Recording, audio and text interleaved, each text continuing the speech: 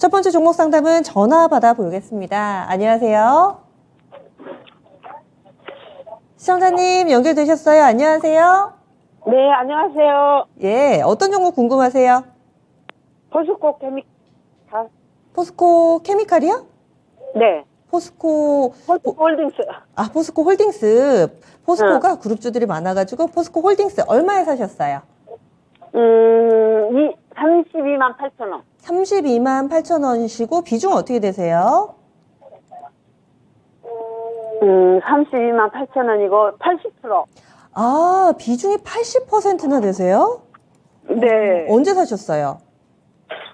그때 40만 원대 찍고 내려올 때. 아, 그러면 최근에 사신 게 아니네요? 예. 아, 그러다가 최근 들어서 이제 원금 회복했으니까 어떻게 해야 될지 이게 궁금하신 거죠?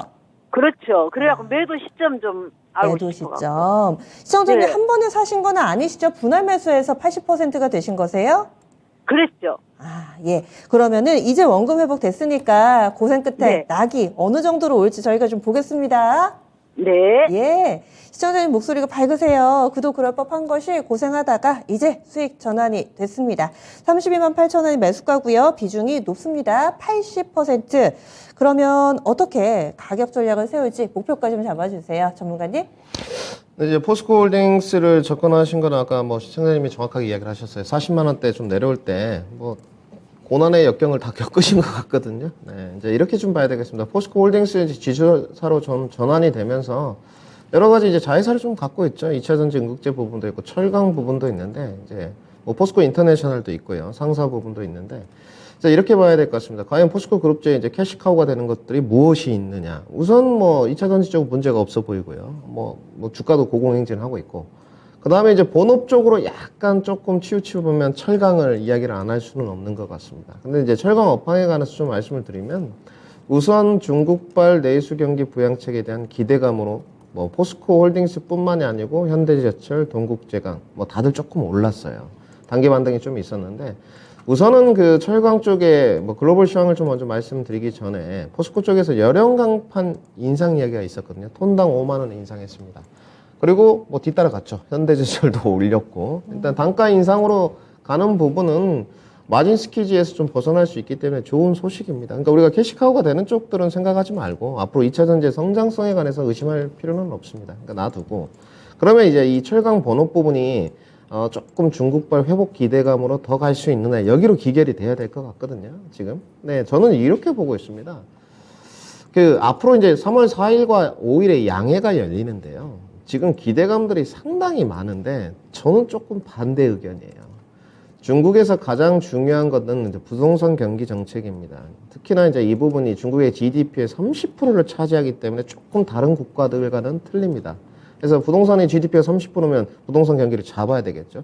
부동산이 주식과 무슨 상관이 있냐 이런 이야기들을 하실 텐데 그렇지 않습니다. 부동산 경기를 잡게 되면 주담대가 좀 내려오게 되고 소비 진작이 이루어지고 기업 이익 치중치도 올라가기 때문에 시장의 현금이 원활해지는 효과가 있거든요. 그런데 이제 우리가 기대를 해보면 여러 가지들이 이 철강이라든지 이런 건설 업황들을 좀 봤을 때 건설하고 철강도 좀 나눠지는데 중국발 경기 부양책에 대한 기대감으로 올라온 것은 사실입니다.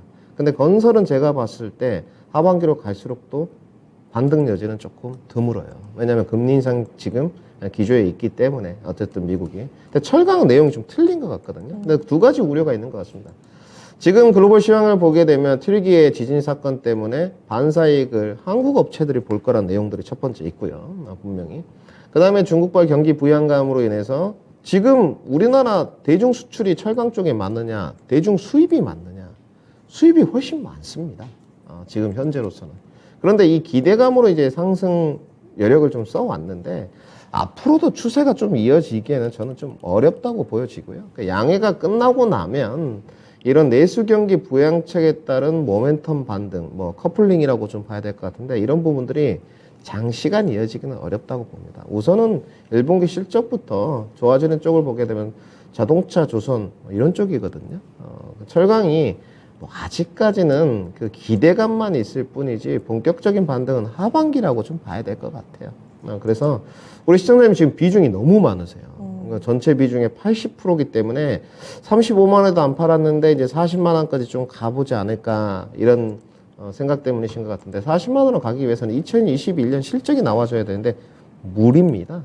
우선은 2021년에 보시게 되면 유동성 확대 국면에서 9조 2천억 원이었거든요. 근데 작년에 이제 뭐 저희한테 지대받아 보니까 영업이익이 반으로 그냥 4조 8천억. 주가가 내려올 수밖에 없죠. 올해 좀 좋아지는 쪽인데 올해 그냥 3천억 정도 느는 쪽이거든요. 그러면 2021년으로 밸류를 보거나 주가 회귀는 좀 어렵다고 봐야 되겠죠. 글로벌 시황적이나 전체적인 전방 산업을 좀 봤을 때. 그래서 저는 이번에 톤당 뭐 여름 강판 인상도 좀 있었는데 중국발 모멘텀을 타기 전에 비중 축소 의견을 좀 드리고 싶고요. 그러니까 3월 4일, 5일 전후로 좀 꺾인다고 보는 쪽이기 때문에 앞으로 추세 반등은 좀 어렵다. 그리고 지금 미국 시장이 약간 긴축 기조가 굉장히 좀 강렬합니다. 강렬하기 때문에 앞으로도 우리나라 시장이 오늘 뭐 미국 야간 선물이나 홍콩 항생 지수 나쁘지 않았거든요. 근데 우리나라는 직격탄 맞았어요. 외인들 매도세가 셌기 때문에. 그래서 저는 지금이라도 비중 축소 의견을 좀 드리고 싶고요. 비중 축소를 한 다음에 만약에 철강 산업이 내가 조금 안정적이고 덩치가 큰 종목으로 접근하고 싶다 하면 30만 원에서 레인지 보면 28만 원 쪽에 다시 재접근하는 포인트를 드리도록 하고요. 그래서 저는 비중 축소 의견을 70% 드리도록 하겠습니다. 그래서 네. 비중 축소 의견을 드리고 10%만 가져가시되 30만 원에서 28만 원 내려오면 그때 비중 한 10% 정도 더 실어서 조금 더 하반기까지 가보는 전략으로 말씀드리도록 하고요. 하반기로 갔을 때 제가 봤을 때 목표치는 한 36만 원 정도가 되지 않을까. 그럼 시장의 단가가 좀 내려오게 되면 한 30만 원대 설정이 되면 한 20% 정도 연말에 수익이 나지 않을까. 이렇게 정리해 드리겠습니다. 네, 그러면은 그 70% 비중 덜어내는 거는 지금 당장 현재 주가에서 파는 건가요? 아니면 반등의 목표치를 조금 더 잡을까요? 저는 파는 게 맞다고 보여집니다. 뭐 중국 양의 기대감으로 조금 더 갈 수도 있는데 네. 뭐 오늘 흐름을 봤을 때 외인들이 지금 오른 선물 매도하고 내일 다시 매수해 줄까 이런 쪽인데 제가 봤을 때는 하단 2,400을 향해서 가는 흐름이기 때문에 네. 그럼 대형주도 흐름이 좋지 않다고 보기 때문에 내일 조금이라도 반등이 나면 비중 축소 의견을 드리도록 하겠습니다. 예, 시청자님 그래도 원금 회복 되셨으니까 조금 비중을 줄여주시죠. 네. 더 궁금하신 점 없으세요? 예. 감사합니다. 예, 알겠습니다. 꼭 잘 마무리하세요. 네. 네. 철강주 다음 주 주말에 중국 양회 있습니다. 그래서 그 전에 좀 정리를 하는 게 어떨까 이렇게 해서 포스코 홀딩스에 대해서 첫 번째 종목 상담 전화를 통해서 해봤고요.